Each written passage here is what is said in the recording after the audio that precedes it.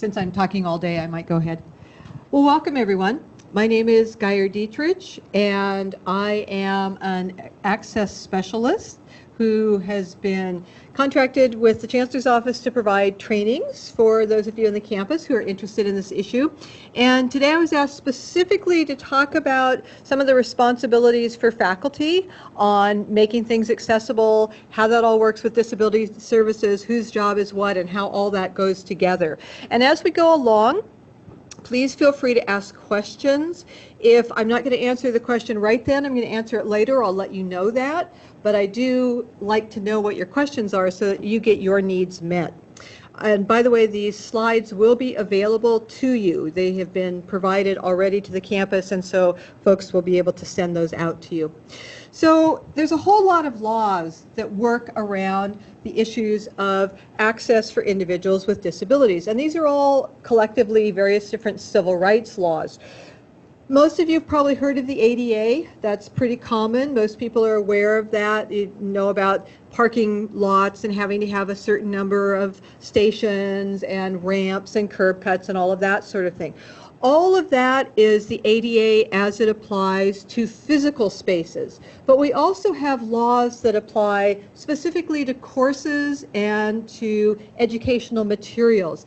Part of those, a little bit of that's under the ADA. More of that falls under Section 504, Section 508. Section 504 and Section 508 are both part of the Rehabilitation Act of 1973. It's a different law from the ADA, but they both work together. And the ADA and Section 504 are very similar. So I'm going to focus on Section 504 because I also want to talk about Section 508. Kind of makes a nice parallel there between the two of them.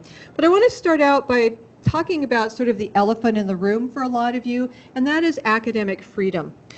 So the thing with academic freedom, if you read what faculty have written about academic freedom, you find that academic freedom is a First Amendment right. It's about freedom of speech, literally.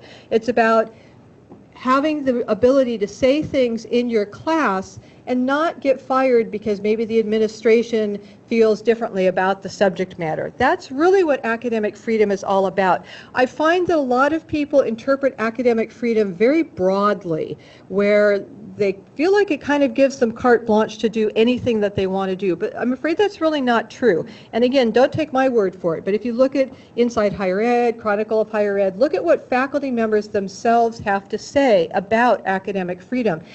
Because frankly, a lot of us bandy about the term, but I don't think that everybody really has looked to see what it actually does mean. And it has to do with the content that you're teaching. That's really what academic freedom is about. It's that freedom of speech, the freedom to be able to say things in your classroom that you need to say. What we're talking about here with accessibility is the container. It's what you're putting that content inside of. I'm putting that content inside of a video. Great, then the video needs to be accessible. I'm putting it inside of a Canvas course, a Word document, a PDF, whatever those various different media types are that you're using, other than just face-to-face in the classroom, those need to be accessible to all of your students. In other words, usable by all of your students. And what we're really talking here is about equal access to the content. And this is again why it's civil rights law. We're talking about equal access. And that's really what civil rights is all about, is providing that equal access to all individuals. So let me talk about a little bit about how these two laws work together. Because it's important to have a little bit of an understanding about these two laws because it lets you know whose job is what. What's your responsibility? What's the campus responsibility? What's disability services responsibility? Because all of those differ slightly. So again, both part of the Rehabilitation Act of 1973, Section 504, Section 508. Section 504 is about what we call accommodation. Accommodations are meeting the needs of individual students. It's the one-offs, basically. It's, oh, I have a student in my class who's hard of hearing or who's deaf. They need to have an interpreter. That's an accommodation, providing that individual to be in the classroom. That is why you have Disability Services Office on your campus. Literally, in the early days of Section 504 and the ADA, the Office for Civil Rights said, you know, It's not okay just to respond on an ad hoc basis. You need to have at least one person on your staff who is trained in these issues, who understands how to do them, and then that person will be responsible for ensuring those accommodations. So that's under Section 504.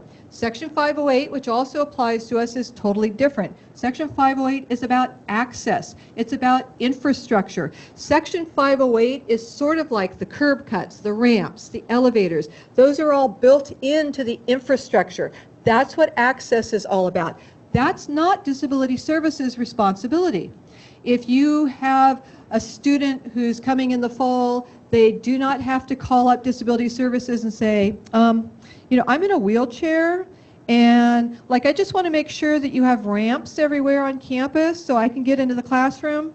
No, that is not their job to ensure that. That is a campus responsibility to ensure that level of access. So with Section 508, we're talking about that similar idea of access, moving it out of the physical space and now moving it into the virtual space with electronic technology, information technology, communication technology. So it's working in that virtual reality now. So with Section 508, it's about creating accessible software. If you contract, if the campus contracts to have software created, making sure it's accessible or usable by individuals with disabilities, making sure your website's accessible, videos need to be accessible, documents need to be accessible. So that's one prong of Section 508. It's all about this creation of intellectual materials, of communication materials, of educational materials. And then the other prong of Section 508 is about purchasing.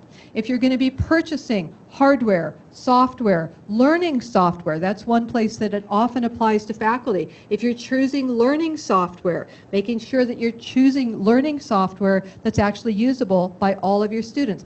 And just like with the curb cuts and the ramps, that is a campus-wide responsibility rather than disability services responsibility. So I realize that this is a little bit hard to wrap your mind around, so I'm going to give you a little chart because I'm very visual graphic and I like charts. So on this chart, the blue and white lines on the graph, that's our accommodation part of the graph. The red with the dots, that's the access part. So the way that this works is you always have to meet the individual's needs 100%. Now, there may be some level of access already built in, kind of like the idea with the ramps and the curb cuts. If you have a student who goes into a computer lab, they're going to find there's already a fair amount of access built into the operating system. It's just there. It just comes. That's the access part. But maybe you have a student who needs to have a document reader. A document reader is a piece of software that will verbalize to the student what's in a document. That document reader now is going to have to be added on top. It's going to have to be installed on the computer so that the student has the ability to use that. That's going to be the access piece. So sometimes there's a fair amount of access built in, like with your computer lab. Sometimes there's hardly any access built in. Think about a chemistry lab. Chemistry labs, they have some real accessibility challenges. So in that case, we're going to have to provide a lot of accommodations to students. If you've got a student in a wheelchair, we may have to figure out how can we bring in a table that's lower for them to work on? And that's something that Disability Services will work with the instructor to figure out, okay, how are we going to make this work so it's still safe in the lab, it's still safe for all of the students, but that this particular student can still do the work that's in the lab. So they're always working together, access and accommodation. So I'm going to give you a little analogy here, and I call this the suit analogy. And this is not the legal kind, this is the kind you wear. And in the suit analogy, you have a gentleman, he needs to get a new suit, and he goes into Men's Warehouse or Macy's or wherever gentlemen buy suits. And he walks up to the clerk and he says, okay, I'm a 40 long. And the clerk says, great, and says, this is what we have for you to choose from. And the gentleman might say, okay, well, I like that charcoal one. Let me try that on. And then they try it on, and then the tailor comes in. And the tailor, does their magic of, oh, you got one shoulder a little higher, one leg a little longer, whatever it might be, to customize it just for the individual person. So in this analogy, buying off the rack, that's access. That's the level of availability that's already built in. The tailor coming in and providing the extra little tweaks to make it work for that one individual, that's accommodation. So that's disability services job, is the accommodation part. The access part, the off-the-rack part, that's the campus, that's the faculty member, that's the administrative assistant who's sending out emails to the campus, whoever's originating the materials, creating the materials, or purchasing the materials, that's their part. So what's your responsibility? If you are creating any sort of information or communication technology, or creating an online course, creating documents that you're going to hand out to your students, making purchasing decisions about hardware, software, applications, learning software, that's access. That is your job. Making it work for one individual student or one individual staff member, that's accommodation. That's disability services job for students, somebody in human resources for staff. So that's how these two work together and divide up on the campus. So let's talk about some specific examples of where are some lines on this. For those of you who might be working with technology, your campus can provide free assistive technology, and assistive technology that's the special programs that individuals with disabilities use in order to access the computer. There's a whole bunch of those out there that are free. You can just have the free ones on the lab computers, in the library, in the learning center. They can just be there, just ready to go, out of the box. And then if a student needs something more sophisticated, some of these programs that are really very expensive, those can be applied as an accommodation wherever they're needed. Well, this student needs to go into this particular lab, but they never visit that other lab. No reason to spend thousands of dollars for a license over in that other lab they're never using. We're just going to put the things where the students need to have it. Graphics. Those of you who are developing online courses, often you put graphics in your courses. And by graphics now I'm talking about the static images, the pictures, the photos, the drawings, that sort of thing. Whatever graphic that you are putting into your course, putting a brief description on that graphic, that is the role of the faculty member who is developing the course. And I kind of hate to use the word description, that is the technical term that we use, but really what we're talking about is a label. Just what is it? You know, I'm teaching science, this is the Krebs cycle, this is the water cycle, this is the geological cycle, this is the geological timetable. That's all you need. You don't need a huge, long description of what it looks like. That's not what we're talking about. It's what is this? Now, for those of you working in Canvas, which I assume is many of you in this room, if you have something that's just, it's a fluffy picture. We call it eye candy. It's just there so that the students feel like, oh, this course looks friendly. It doesn't look quite as hard. Those you can literally check a box and say this is just a decorative graphic. And then you don't have to put a description on it. Literally on decorative graphics, when you check the box, it hides it in the background so the screen readers don't see it. But if you don't check the box, then you do need to write that brief description, because the screen reader, which is a piece of technology used by people who are blind to announce to them what's on the screen, the screen reader is going to say to them, image. So they know there's an image there, but they don't know what it is. So you're telling them with the label, what is this image? And that's the information that they need to have. Now, when that's not enough, that's when disability services will get involved. So for instance, maybe I'm teaching statistics and I'm teaching about the bell curve. Well, I can have a graphic of a bell curve in there, but trying to describe that in words, that's really hard. So I can just say, bell curve centered at 0 with 1 standard deviation, whatever it might be. And then if you have a student who needs more than that, they'll work with disability services. Disability services can create a tactile graphic, which is a raised line graphic that people can literally feel. And this is literally one of those pictures worth 1,000 words kind of situations where maps, graphs, those sorts of things that you just, there's not enough words to really adequately describe what this is. Don't even have to try. Just label what it is, and that helps me then in disability services to say, oh, what is the important thing about this? Oh, it's the sagittal cross-section of the knee. Great. I go out to the websites that have a lot of this stuff already available in alternate formats. I can look it up. I can find the right thing. I can turn it into the graphic for the student.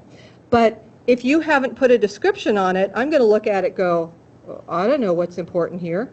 I don't know what I'm supposed to be paying attention to for the student. Question? I about the alternate text, Mhm. or just a static picture. Mhm. I understood that you can't. I put up a lot of tables with the text, and it already says table 1 point something, and it gives the description. For the alternate text, it has to be different than that. So the are you talking about like in Word, or are you talking about in Canvas? Canvas. Yeah. So you just need to have the description of what's the point of the table. So it may be different than the title of the table. It might be, you know, table demonstrating population growth over 10 years or something. But again, just short.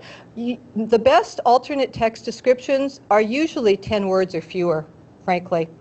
I mean, if it gets to be more than that, usually it's overkill. It's just, you don't need a whole lot, just a little bit. Because the rest of it you're talking about. It's part of the course. It's in the text, and you don't need to repeat all of that. Okay, documents. And you have the wonderful opportunity here to learn about how to create accessible Word documents and then change them into accessible PDFs. It's actually very easy, and in fact, it will save you time if you learn how to make an accessible document. Believe it or not, it's actually faster to make a document that's accessible than to make one that is not accessible. Until you learn how to do it, people just don't believe me. But people have come out of my courses going, OMG, you've just saved me literally hours and hours of time. I had no idea. That's the most common comment that I get is, I had no idea. It's so easy and it's so fast. And you have great trainers here that will help you do this, and you're going to say something at the end, right? Yes, about, or Corinne, somebody? Yeah, just so that people know that they can get that information. Now, there is also an easy button for you if you are starting with a Word document and you're posting it. Now, if you're working in Canvas, we encourage you to actually do your work inside of the Canvas interface itself. And that's not just for accessibility, but that's for cross-platform, because some documents you can't necessarily open a PDF as easily on your phone and be able to zoom in and see all of it. So doing it in Canvas where it's sizable and all that is actually the preferred way. But if you're posting something on your website, post the PDF and your original docx. If you just have a PDF, you do not need to create a docx. That's not what I'm saying. But if you started with that, great, just post both of them. Memory is cheap. And that way, you've got a more accessible version right there ready to go. So if Disability Services needs to make Braille or something like that, they have a great starting point. Very hard for me to go from PDF to Braille. Very easy for me to go from a Word document to Braille. And finally, scanning. Some of you might be scanning articles to put into your course. If you're scanning, I really recommend that you actually run, it's called optical character recognition, or OCR. And what that does is it literally goes through, and like the name implies, it recognizes the characters. So it looks and says, oh, that looks like a C, and that's an A, and that's a T. Okay, it's the word cat. It literally pulls the text out for you. Now, the nice thing about doing that is that not only does it make it accessible now for your students with disabilities, but if you want to copy anything from that document and paste it into another document like a quote or something that you want to include on a test, boom, it's good to go. You just copy and paste. It's already ready to work with. I recommend Abby FineReader as a great OCR program, and that's something that I encourage that your teaching and learning staff or your faculty support staff, that they make available to you. Not everybody needs to have it on their desktop computer, but if you have a few copies around campus, it's pretty easy to learn how to use. Very, very good OCR program, very accurate, handles tables beautifully, does really well with the text as well. So, those are just some examples of how those two work together, access and accommodation. So we were talking earlier at lunch about accommodation. Accommodations are really meant to be individualized solutions. You can kind of have an idea of, well, gosh, if I have a student who's blind in my class, what would I do? How would that work? Disability Services will work with you. You're not on your own. I don't want faculty members to feel like, oh my gosh, I've got to figure all this out on my own. No, you don't. Disability Services can work with you to help you figure out if you have a student who's blind, if you have a student who's deaf, if you have a student in a wheelchair. They will work with you to figure out how can we meet those students' needs. What we ask from you as faculty members is that you'd be willing to work with us, and you'd be willing to, you know, pick up the phone and say, oh my gosh, help. And we are happy to do that, but, you know, we can't force you to take our help. But don't feel like I have to figure that out. Because I've had faculty members say to me, I don't think a blind student can take my class. Well, you know, there's students who are blind who they do photography. They take art history. There's students who are deaf who take music. In fact, there's a very famous percussionist who's profoundly deaf, and she actually literally has had symphonies written for her, and when she plays them, she's barefoot because she really literally is feeling the music with her feet, and that's how she plays. And I've seen her perform, and it's amazing. But those things are possible. We don't expect you to know how to do that. That's not your job. That's our job in disability services. Just like you're a content area expert in whatever your field is, the folks in disability services are content area experts in how to work with students with disabilities. So do take advantage of that. What we do ask is that you think about, when you're making decisions about your course, designing your course, keep that universal access idea in mind. Recognize that you can have a lot of different kinds of students taking your course. And then, really important, if you are going to adopt any sort of software, any sort of learning software that's going to be supporting your course, it either needs to be fully accessible right out of the gate, or it needs to be something that we can make accessible, that we can accommodate. If there's no way for us to accommodate that software in an equally effective manner, you literally cannot require it. So let me give you a concrete example. There's a number of math programs out there. My Math Lab is one, Alex is one. Both of these programs are partially accessible. If you only use the individual problems that are marked, it actually has a little icon next to it if it's accessible. If you only use the accessible problems, you're going to be fine. But if you don't pay attention to that and you just pick any old problem you feel like picking, you may or may not be choosing the accessible ones. And what will happen then is, if you have a student in your class who needs to use a screen reader, who needs to use speech recognition software where they're running the entire computer just by their voice, they're never touching a mouse, those students are not going to be able to utilize those problem sets that don't have that accessibility icon on it. And that's when you get yourself in a world of hurt and leave the whole campus open to liability, where potentially the campus can be sued for lack of access. So that's a pretty big deal. It actually happened to a campus, well, not just a campus, but the whole district down in Southern California, where literally faculty members from the math department had to go before a judge and say, yeah, we selected this software and this is why we did that. And suddenly they're having to explain themselves in court about why they made this decision, which frankly they were just clueless about. They just didn't really realize what they were doing. So it is really good when you're looking at that kind of purchase to sort of have a bigger campus discussion and recognize that it can put everybody on the campus in a difficult situation if you're not careful about what you're adopting. So what do we do? How do we do all of this? Section 508 is about creating accessible documents, developing accessible software and apps, either on your campus or if you're contracting for them.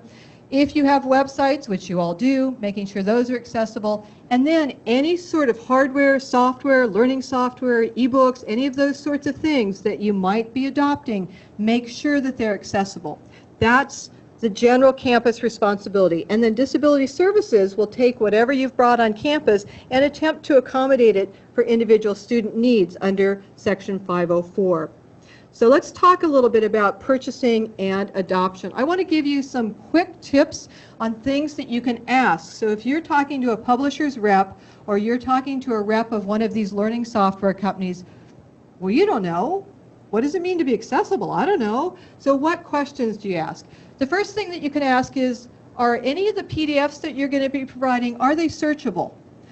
That's sort of shorthand for saying, are they text-based? And not just a picture of text, because if they're actually truly text, the computer has to see them as text, and it's hard to tell the difference by looking at them. I mean, you look at it, text-based, scanned, you can't tell the difference by looking. But if you try to search for a term that's in that PDF, if it's just a scan, it's going to tell you it cannot find the term. Whereas if there's text there, it'll be able to find it. So that is the first level of accessibility. Is it searchable? Are the videos captioned?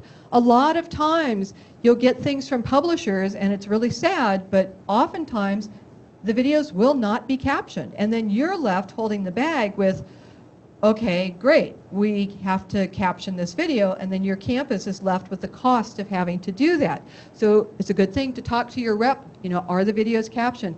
Are any graphics that if you're looking at a software program or an ebook, something like that, are there those alternate text descriptions on the graphics? You can just ask them, are they described? Show me that they're described. And then, can the software be used without a mouse? Now, we don't tend to think about the mouse necessarily in terms of accessibility all the time. We think about screen readers and document readers and things like that. But think about it. Someone who's blind cannot use a mouse, right? Yeah, they can click on it. Your 18-month-old can click on it, but it's going to be about as good a result because you can't see what you're clicking on the screen. So you have to be able to use it without a mouse. There's also a lot of people who have various different mobility issues, hand, arm, neck problems, various different types of paralysis where they literally cannot physically operate a mouse. So for all of those reasons, that is really a big issue. Can the software be used without a mouse? These are simple sort of questions that when somebody's trying to sell you something for the campus and they're saying, oh yeah, this is this great product, just those few questions will give you a sense of, is this something that's really usable or is this not? And I have to tell you, the vast majority of products, they're going to fall apart before that fourth question. It's really sad, but they're not even going to make those few basic ones. And there's a lot more nerdy, sophisticated stuff, but those are the really basic ones. And if they can't do that, forget about the nerdy, sophisticated stuff. They're not going to be anywhere close on those things. Okay. So let's talk about document creation, website creation. This is something that probably is going to apply a lot more to all of you in this room. Anything that you're posting on the internet, anything on the web needs to be accessible. That includes your web pages, your websites. If you have forms, online forms, those need to be accessible. Your online courses, your distance ed, that needs to be accessible. Any videos that you're posting to online need to be accessible. Any documents that you're posting online need to be accessible. So let's start with videos. This is kind of a big one. Videos need to be captioned. So let me first define captioning. Captioning is word for word accurate. I had somebody ask me a few years ago, how accurate do captions have to be? And at first I didn't even understand the question, and I said, well, they have to be 100% word for word accurate. And the person said, well, they're not. And I thought, what are they talking about? And then I realized they're talking about YouTube, the auto captions. Now, I wish they didn't call it auto captions. I wish they called it auto transcription, because that's actually what it is auto transcription. By the way, those of you using YouTube, and I know I have a slide on this in just a second, but this is so cool. They have this new feature called community contribution. And if you're posting your own YouTube videos, you can turn on the auto captions, check that box for community contribution, and what it means is somebody else can go in and edit the captions for you, and then they submit them back to you, and then you can re-upload them, and then it will synchronize them with your YouTube video. I had an instructor who did a lot of videos tell me that his videos, all of his videos had been captioned with within just a few hours of posting them. And I'm afraid he walked out of the room before I lifted my jaw up off the floor. So I didn't get a chance to ask him what discipline he was in. But the more I thought about it, the more I thought, I bet those are his own students. I bet his students are going in there watching the videos and making the corrections as they're watching the video, and then resubmitting it to him so it'll be better for the next person.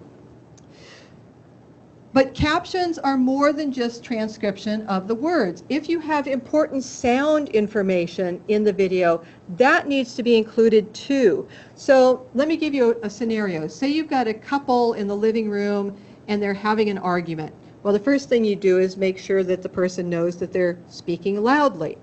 And then somebody walks off the screen and the door slams. Well, someone who's deaf, all they know is that somebody walked off the screen. They have no idea. Maybe then there's tires squealing and a car taking off, and for someone who's deaf, they don't know any of that happened. So all of that needs to be included. Door slamming, engine starting, tires squealing, so that they can follow along with what's going on. And none of that is part of your auto captions. And then sometimes, if you have kind of two people talking back and forth, you may need to identify the speakers. Think about a political debate. If I don't know who's saying what, it's kind of hard to figure out what's going on. So that would be an example of where you literally need to identify who's speaking now. So all of that goes into true captions. It's more than just knowing what the person said. If you are doing your own captioning, say that you're creating your own materials and you are doing your own captioning, it's nice to include a transcript as well. So during captioning, part of the process of captioning is generating a transcript, the actual literal text of what's being said. If you have the transcript, that can be really helpful for some of your students. You may have a student who's somewhere where they don't have internet connection. They're just trying to get data over their phone line. Well, it's going to be a lot less data if they just download a transcript as opposed to downloading a video. Or for people in remote areas that don't have as much bandwidth, and there are areas in California where the bandwidth is still very, very low, where it takes a long time to download a video. And then there's some of us, we're just not that fond of videos. I'm not a big video person. I apologize to those of you who are. No disrespect intended, but if you give me a transcript and said, ooh, I'm all over that. It's also something the student can then take and they can print out and they can actually study from. It's kind of hard to study over time from a video. So if you have the transcript, it's great. Also for your students who are English as a second language, they can run it through Google Translate and actually have a different understanding of what's being said. Yeah? Is there any software that will capture the spoken word and translate it into a transcript? Yes, that's actually what the YouTube auto captions do. There are other programs that do. There's free ones. There's one that's built into the Windows operating system called Windows Speech Recognition.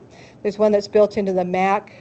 I forget what the one is called on the Mac. There's much better programs, though, that you actually have to spend money for, like Dragon Naturally Speaking. But you need to know all of those claim about 80% accuracy, which doesn't sound too bad until you realize that's 2 out of every 10 words wrong.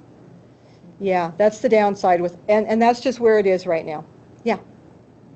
Somebody just this semester showed me that the Zoom teleconferencing software you now all have access to has an auto transcription feature.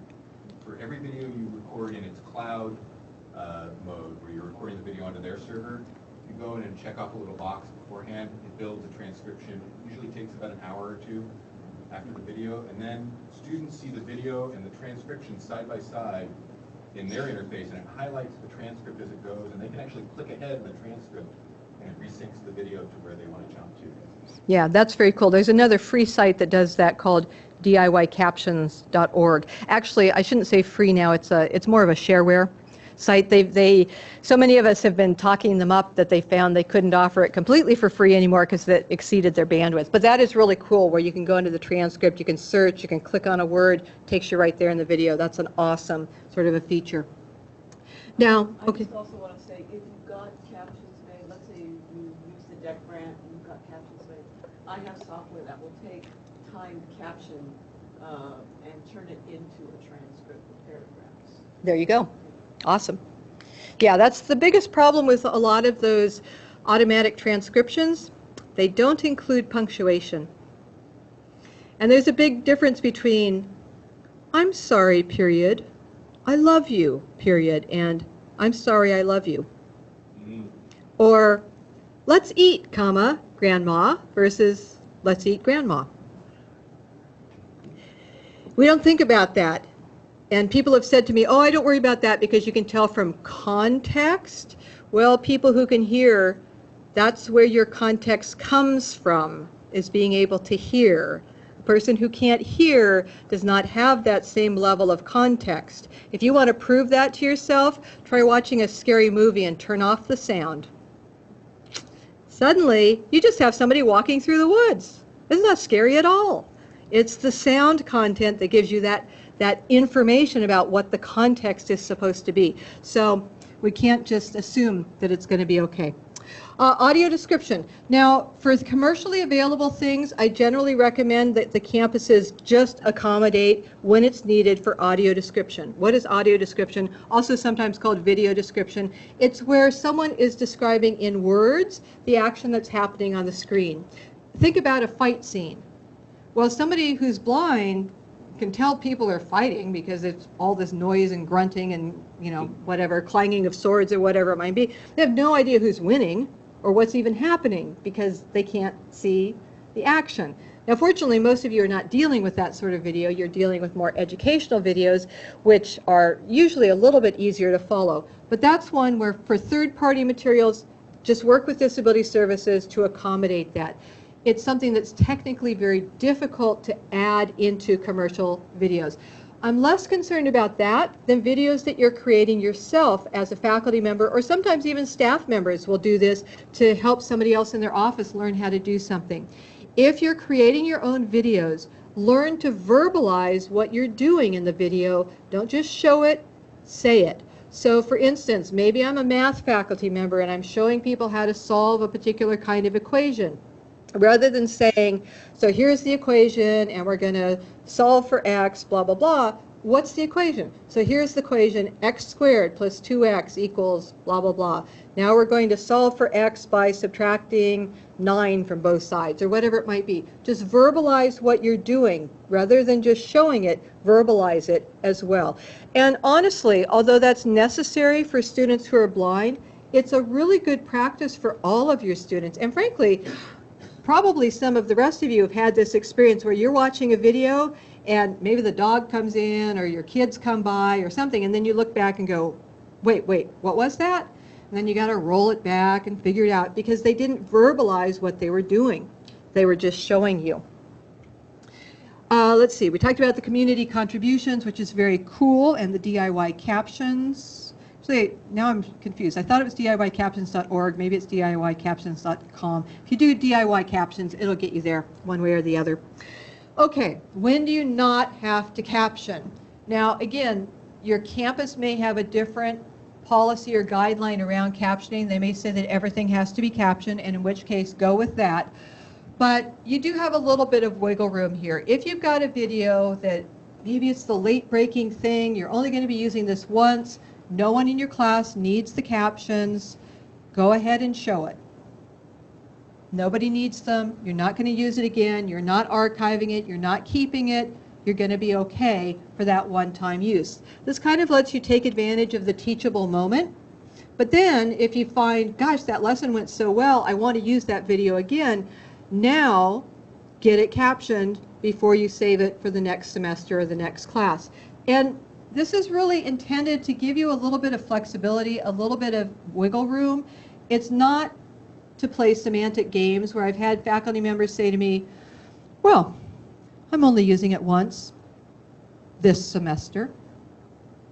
No, that's where you're intending to use it again. You know you're going to use it again. This is not a way to just get away from not captioning. The idea is that it gives you a little flexibility that you might need, especially if you are teaching something that has to do with current events, or even sometimes maybe you're teaching geology or fire science or something that there's something going on in the world that you really want to include. It gives you that ability to have that little bit of wiggle room. And then hopefully everyone knows about the DECT grant, the Distance Education Captioning and Transcription grant. Great service that will caption your videos for you for free. They do request that you have copyright permission to caption. And so if you're doing something with YouTube, go into the comments section, ask the person if you can have permission. Even better, ask them to turn on their auto captions in the community contribution. And that way, once the captioning is done, it can be resubmitted to them, and then they can just link it, and that way, or upload it rather, resynchronize it, and that way it will be good for everybody on the YouTube site. There is also 3C Media.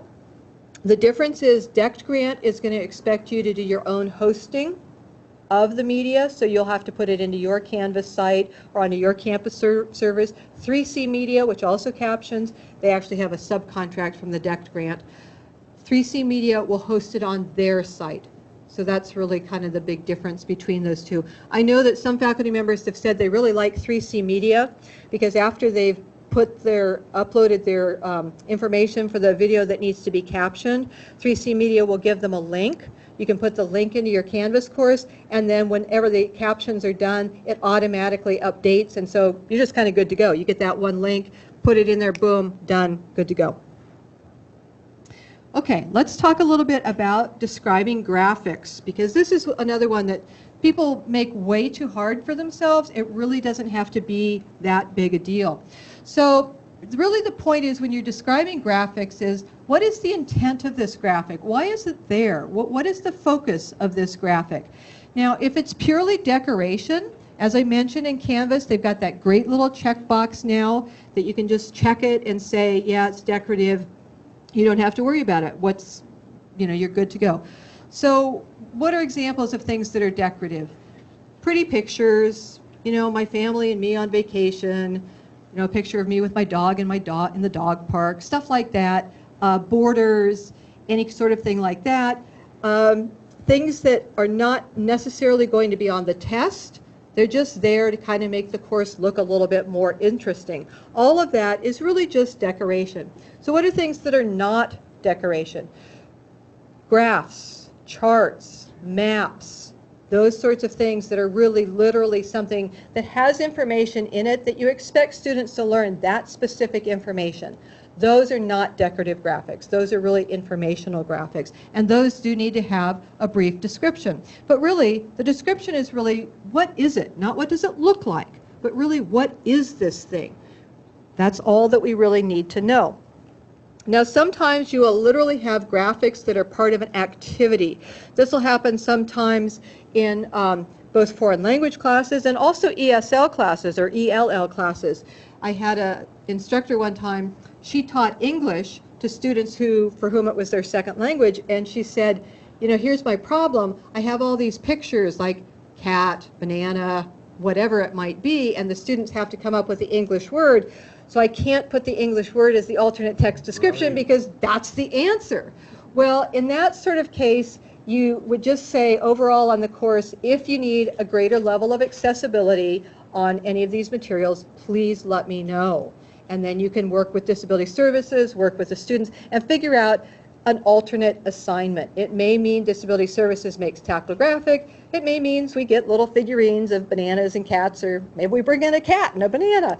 But we'll figure that out with you in disability services. Yeah? I had a question about including a description that's in another language. So if the description is, this is a picture of Mauna Kea, right? So should that be just sufficient, and then I'll have maybe something else? Yeah. What that is. And you don't even need picture of. You just need, it's a volcano, right? Yes. Yeah, so Mauna Kea volcano, boom, good to go. That's all you need. Because it's just, what is it? Literally, that's the question you're answering is, what is this thing? So as I mentioned before, 10 to 12 words or fewer. Most of my descriptions are 6 words or fewer, frankly. You just don't need a whole lot of words with this. You don't need to repeat information that's already in the caption or that's already in the text. If the caption in the text already says this is figure 2.1, I don't need to put that in the alternate text description. I just need to know, what is it? You do not need to say picture of, photo of, painting of, image of, because the computer's going to say that. The computer's going to say image. So if you have photo of, it's going to say image, photo of. Kind of like, okay, well, that's a little redundant. Now, there's always those special cases if you're teaching art history or if you're teaching maybe an electronics course where you have schematics. Sometimes you may need to say, because of the course, there's a schematic of, capacitors for blah, blah, blah, or this is a painting by Van Gogh as opposed to a line drawing or a watercolor. If it's important for the course that the person know that, then yes, include it. But if it's just sort of a general thing, you don't need to say that it's a picture or a photo or a diagram.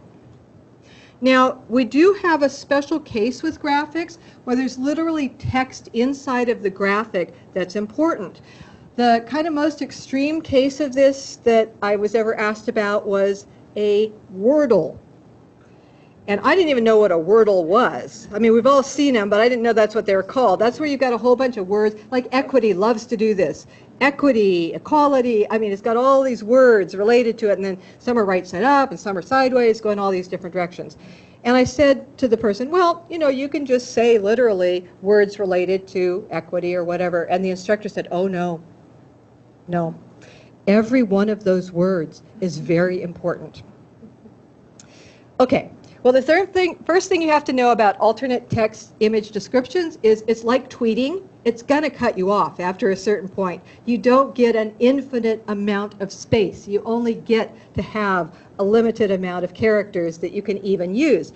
So what I suggested to this instructor, I said, well, you know, if that's really important, what you might want to do then is have a Word document with all of those words in it, and then just put a link out to that Word document, or just provide it upon request if you know you have a student who needs that. But just on your alternate text description, you can just say, you know, words describing equity or whatever it might be. Don't make the poor little graphic carry the whole weight alone. It's just a little graphic. It's not going to handle all of that all by itself. So you'll also sometimes have things like logos. Well, logos are kind of a different case. Logos have text in them, and the text is what's important about it.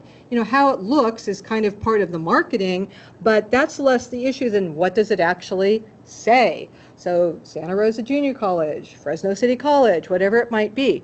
Now, some logos also have, it's called a tagline. They also have an extra little bit of wording in there. Like one of the things for Fresno City, they claim to be the first California community college. Although I think Bakersfield is contesting that a little bit, but so they have one of their logos that says Fresno City College, first in California. So you would include all of that then in your description. Fresno City College logo, first in California. That's all that you need, because all of that text is really the point of the graphic. What it looks like is not the point. The text is really the point of the graphic. Now you may have a different kind of a picture that's got text in it, like maybe you're teaching French and you have a street scene of Paris on Sunday morning. So you can have just, you know, Parisian street scene on Sunday morning, that's fine. Now as part of that, you're going to have probably signs in, wait for it, French, right? Which is part of the ambiance of the photo, but is not actually something that you care that this is Rue whatever. It's just part of the overall gestalt of the picture. In that case, you don't need to say that. But if, on the other hand, you're talking about the left bank and you're some famous area on the left bank that's labeled in the picture, then you might include that. You're writing the description. That's the nice thing for you guys. You're not trying to accommodate somebody else's descriptions. You're writing them yourself. So you know what's important to you and why you put that graphic in there. So you have the discretion of saying, well, this is what's important. This should be included. Just try to keep it short. Yeah? What do you do about screenshots? You know, Software and I do too. And I will generally just say, I will often say that it's a screenshot because, you know, otherwise you just say, you know, file menu, it's like, what do you mean? So screenshot of file menu with something highlighted, something like that. What I would encourage you not to worry about is trying to describe what the menu looks like, because someone who's blind, that's not how they use the computer. Literally, if you watch somebody who's blind using a computer, you're not going to see all those file menus opening and various different menus dropping down. That's not what happens when they do it. It's a whole different way of doing it that they literally have to learn how to do. So it doesn't actually translate. The process is not going to be the same for them. I've seen a lot of faculty use what's called infographics. It's kind of a fad now, and there's like these big long graphics, images, one image, and it has a lot of description, a lot of text, a lot of information that's really content.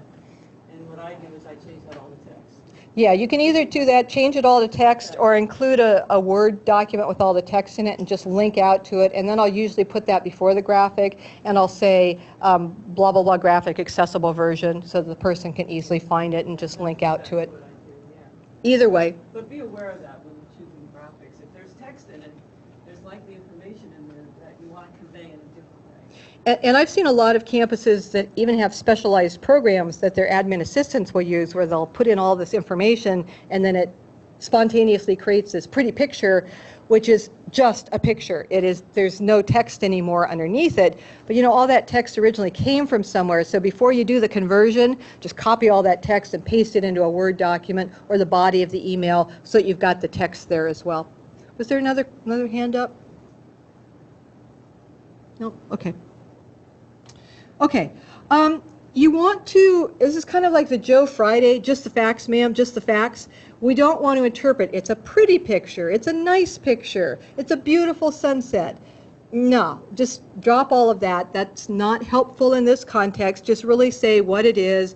You know, if it's like a sunset, it could be sunset over Northern California coast, whatever. That's all you need.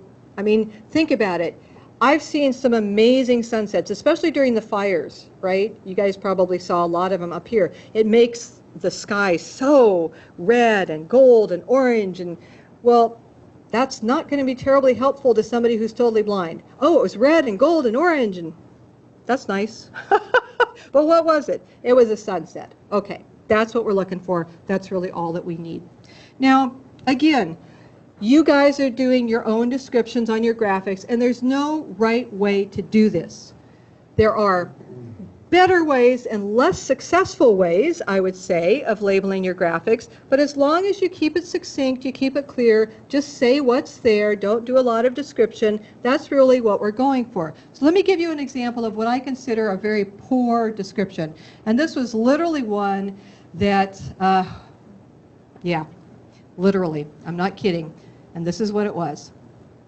It's a woman in a park standing under a tree wearing a pink tracksuit. She has her left hand on the tree. She has her right hand behind her holding her left ankle, and it's going on and on. And I just wanted to slap this person. It's like, woman stretching. Move on. I mean, if that's just too short for you, woman stretching in a park. Boom, done. We're good to go. That's literally all that you need. And frankly, that one is a good example of something you could just mark decorative and let it go, because we don't really even care about that. Since I only have a couple minutes, I started a couple minutes late, let me ask, any questions? Okay, I'm just going to quickly tell you what LIST is all about, and then we'll be done. So, yeah. Make sure you sign the list over here. We need to supply it to the chancellor's office if you're about to run out the door. Yeah. You have it signed. And Leela told me to announce this, that next week she's having a training on accessible documents, creating accessible documents, Word docs, PDFs. And you can sign up on it.santarosa.edu, and it's happening Wednesday next week, November 10/25. Next Wednesday, and also on October 25, and there's one in November. That makes more sense. Yeah. So what do you have to pay attention to in Canvas, in PowerPoint, in Word, when you're creating accessible documents? What do you have to pay attention to? Well, there's really just 4 things that you really have to pay attention to. The first one is L for links. This is where you want to give your hyperlinks a logical name. So don't just say click here. Tell me what I'm going to get when I click on it. Document X, 2018 course syllabus, whatever it might be. Use whatever I'm going to get when I click on the link as the name of the link. The reason is that people who are using screen readers don't just read through the document to find the links. They actually can pull up a list of the hyperlinks on the page, and it's just going to be in alphabetical order. So if you've said click here, they're going to hear click here, click here, click here. It's kind of like Russian roulette. I have no idea what I'm going to get. Oh, let me just pick one. So name it logically. Images, we talked about that. I is for images. That's that brief description that we talked about. S is for structure. Now this is where each of the programs is a little bit different, and that's because the structure of the program itself is different. In Word, it means using styles, using your heading styles, using your list styles. Pretty much in Canvas, it means the same thing, using your heading styles, using your list styles. By the way, that's in your rich content editor and the paragraph formatting for Canvas, your heading styles and your list styles.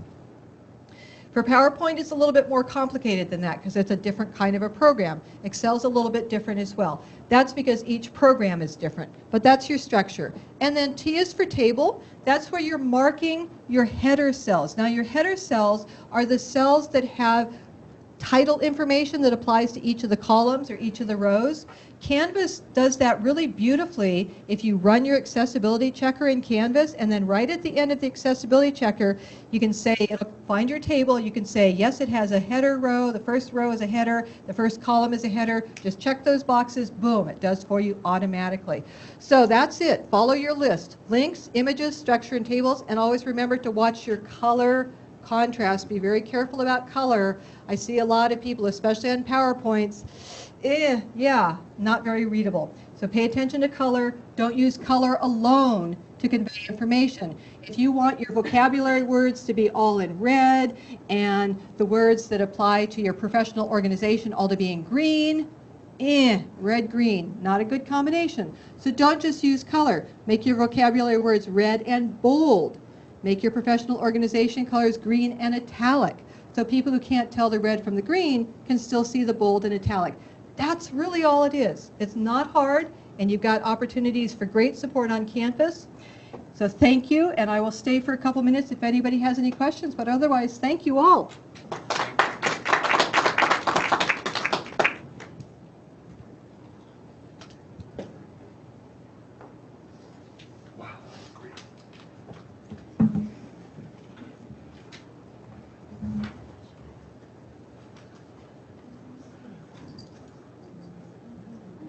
Yes. Yes. So what I usually do is I'll put in a description, some kind like Should I link visit on the this first one or site, second and I'll one? give the name of the site. But then I also put in the HTTP. That's fine. And I was not sure whether a screen reader would actually kind of go through it and go, go Oh, to so- YouTube, blah, blah, blah. Okay. HTTP So would when be. you go there- It will read that, but That's sometimes, not a problem. no, That and was sometimes you kind of have to do that because you've got students who are printing things out and they're not doing it online, and so they need to be able to enter it directly. So what I would do is, so visit the blah, blah, blah site. I would use whatever the name that you're going to get, so blah, blah, blah site as the actual type. No, that's the first thing you Right. you And chose. then, yeah, you're fine with including your Because I hate HTML or it your when, URL. when links are hidden under words. Oh, yeah. Because then people, they're not working with a Yeah. problem and they don't know what the problem is. Yeah. So I just, but it occurred to me with a screen reader. Yeah, no, it's fine. But it's better if you can have the actual words as well, because otherwise they're like, sometimes the URLs are so long and convoluted, it's like, I have no idea what this actually is. Yeah, okay, well, that's Yeah, good to but know. you're doing it right. Okay, well, that's good. And the other thing I run into is I teach a class that uses a lot of online tools. Oh, you were back, I'm sorry. It's Yeah. graphic design, so. Okay, you inherently are going to have some issues. It's just the nature of the beast. It's the nature of the beast, and I'm trying to show them things like Yes. time management tools. And Lena's up there, everything's I'm right. sorry, Yeah. but it's Yeah. And I got I door don't duty. know how to do about it. So No, I'll there's sit there. really not. What you can do is, somewhere on the course, have, that little disclaimer that says, if you're an individual with a disability and you need a greater level of accessibility for anything on this course, please contact me, and then you can make sure that they're connected with disability services. Because there's certain fields where it's just inherently not fully accessible, and yours is one of them. So we just do what we can, and sometimes it'll mean that there may be an alternative assignment that a student might have to do. Yep. You're less likely to get someone who's blind or visually impaired, although I've seen it, but you are more likely to get possibly somebody who may have a mobility impairment. I've definitely had mobility Yeah. impairment Yeah. students, and but they don't seem to have a problem with it, because I've had students take that. Yeah, So it hasn't it's been a easier for problem. those students, but With the sometimes deaf you will. students, it's not been a No, problem. not a problem for them either. So it's really just a matter of recognizing, well, if it happens, work with disability services. Yeah. Okay, that's great. Thank you very much. You're I enjoyed welcome. it. Good. Hey, Hey. and I'm chair of the, co-chair of the Instructional Resources, Technical Instructional Resources Ah, Committee. okay, yes. And we are very interested in looking at the situation with open education resources, and some of them pass some sets of criteria. Yeah. Sometimes we just don't have, when you look at all of the You really modules don't, and yeah, tests, yeah. Yeah. So, is there any standards across the industry that are emerging? There's really not. If you check on the website, some of them are better about saying that they're making, some sort of commitment to accessibility. Some are not. I think Merlot is fairly good with that. But the nice thing about OER is that if you find something that's not accessible, you can make it accessible and then repost or, let the person know now that it's accessible. And that's where the program Abby Fine Reader, you guys definitely want to have a copy of that available, because even like with tables and stuff, it does a beautiful job. And then you still will have to go through like adding the headers on the table, making sure the links are done right. But the basic text at least will be there after running it through that program. But a whole textbook, that's a lot of work if you're adding back. It is, but surprisingly, it goes a lot faster than you think it's going to, because a program like Abby Fine Reader, unless it's a really bad scan, which is not generally, I guess sometimes you get that with OER, but a lot of times what you get is the person created a PDF and they just didn't know, and they just saved it as a graphic, so it's actually really clean. It's a picture instead of being actual text. And those actually, surprisingly, you can do pretty quickly. Well, I'm finding ones that they might offer a PDF, and that's when I have the headache. Yeah. But if they also offer the HTML version now, HTML is great. I'm feeling so much happier. Yeah, for sure. And there is a site called Cool for Ed, and I think it's this one, and they rate by accessibility. Oh, nice. But their standards are very high. Yeah. So they say, well, this has gotten, a good grade is, I don't know, a 7 or something, but a 7 might have all these things that I wouldn't accept. Yeah.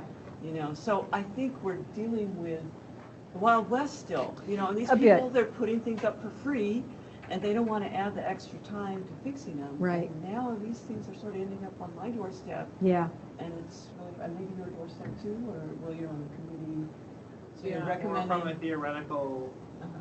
point of view right now, because our big goal would be able to provide a whole program where students wouldn't have to provide tests. Right. Are you doing the ZTC? No, but we're dabbling in how to propose it to Senate and those kinds Yeah. of things. Yeah. But the first question is, let alone, these OERs, what about all of the digital formats that you mentioned that textbook companies provide?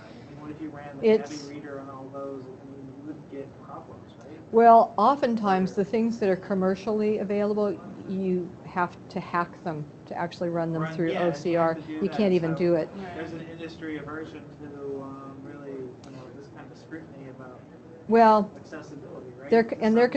What their concern is copyright. Yeah. There's sort of an inherent tension, because the nice thing for them about having a picture-based PDF is it's more secure. As soon as you got actual text there, it doesn't take much knowledge to be able to take that text and take it. I don't buy that argument, because the fifth I agree. edition, I agree. I don't buy it either. But that is their that is their argument. They don't want someone downloading and sending it to a server in China. Right, they don't. Before you know it, 250,000 students have access to it. Right. People want to avoid that, but still, there should be some kind of other part that provides Yeah. accessibility. So Yeah. And the workload is kind of rough on faculty who really want to develop these materials, and so they've done the intellectual work, and then they've got 3 more hours of accessibility to do. Well, So, and that's the thing, if they're doing it on their own work and they learn how to do it, it doesn't actually take that kind of time if you learn how to do it. It's the retrofitting. That's the pain point. you got to learn to build, like you said. Yep, build it in from the ground up. Then it's easier. Then It is. It's easy and the fast. Retrofitting, I know a lot of faculty probably get turned off when they're retrofitting. Yeah, Because understandably they're so. already pressed for time. Right. And then you got to say, adjust all these materials. It's like, I want to talk pedagogy and not, Right. I want to do what I do. We have limited resources for who can actually help them on campus. So maybe it won't be done because of the time. And that's one where I think particularly you can get your academic senate involved in the discussion. What I generally encourage people to do is, draw a line in the sand and say, okay, everything new, everything that you're going back and changing and updating and renewing, work on those, and then the other, do it when you need to do it. And just recognize that if you didn't build it right from the ground up, it is going to take longer, but learn how to do it right, and that way you will be able to then actually literally do it without having it take